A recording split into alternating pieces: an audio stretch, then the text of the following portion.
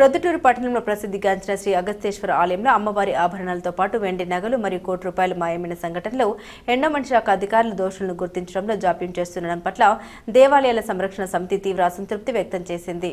గతంలో ఈడీలుగా పనిచేసిన శ్రీ శంకర బాలాజీ మరియు రామచంద్రాచార్యులు హయాంలో ఈ అక్రమాలు జరిగాయని ఆలయ చైర్మన్ పూజారులతో పాటు భక్తులందరూ ఆరోపిస్తున్నప్పటికీ అధికారులు మాత్రం కంటి తుడుపు చర్యగా నామమాత్రపు విచారణ జరిపి చేతులు దులుపుకోవాలని చూస్తుండడం చాలా దుర్మార్గమని వారు అభిప్రాయపడ్డారు. అనంతరం ప్రొద్దుటూరు తహసీల్దార్ గంగయ్యకు వినతి పత్రం అందించి అగస్తేశ్వర ఆలయాన్ని పరిరక్షించాలని, అక్రమాలకు పాల్పడ్డ అధికారులను కఠినంగా శిక్షించాలని వినతి పత్రం అందించారు.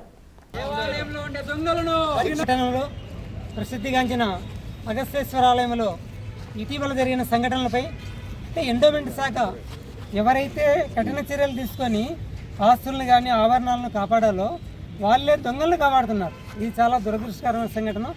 ఎందుకంటే అమ్మవారి ఆభరణాలు వెండి నగలతో పాటు దాదాపుగా కోటి రూపాయలు మాయమైన సంఘటనలో ఇప్పటి వరకు విచారణ అనేది అంటే వాస్తవంగా 6 కమిటీ వేశారు, కానీ ఆ విచారణ జరగలేదు పూర్తిగా. ఎందుకంటే ఒకటి ఇక్కడున్న ఈవో లేదంటే ఆ గుమస్తా ప్రసాద్ సహకరించని కారణంగా, రెండవది అంటే ఇట్లాంటి జరిగినప్పుడు అధికారులంతా కూడా ఒకటవుతున్నారు.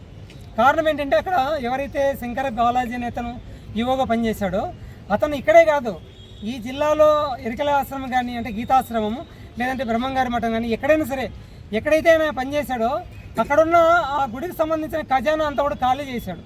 ఇది అందరికీ తెలుసు, ఇది డిపార్ట్మెంట్ వాళ్ళకు కూడా తెలుసు, ప్రజాప్రతినిధులకు కూడా తెలుసు. కానీ ఎవరు కూడా ఏం చేయలేకపోతున్నారు. కారణం ఏంటంటే శంకర బాలాజీ ఏ గుడిలో అయితే దోపిడీ చేస్తాడో ఆ సొమ్మును అందరికీ పంచిపెట్టేస్తున్నాడు.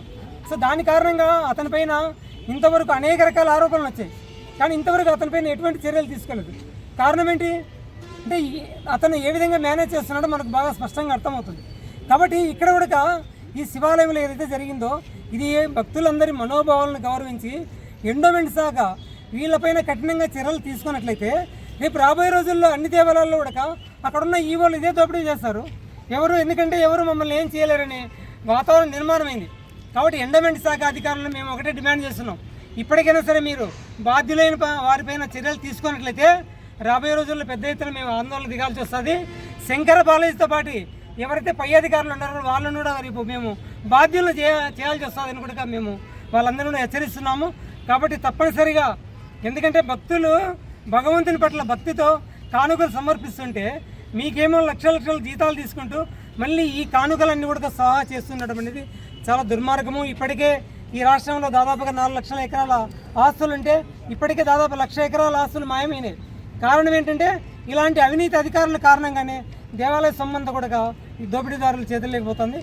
కాబట్టి మేము రాష్ట్ర ప్రభుత్వాన్ని అట్లాగే ఎండోమెంట్ వాళ్ళని మేము డిమాండ్ చేసేది ఏంటంటే మీరు తప్పనిసరిగా ఈ శివాలయంలో ఏదైతే జరిగిందో ఈ అక్రమాలు వాటిపైన తప్పనిసరిగా సమగ్రమైన విచారణ జరిపించి దోషులను కఠినంగా శిక్షించాలని దేవాలయాల సంరక్షణ సమితి కోరుతున్నాం.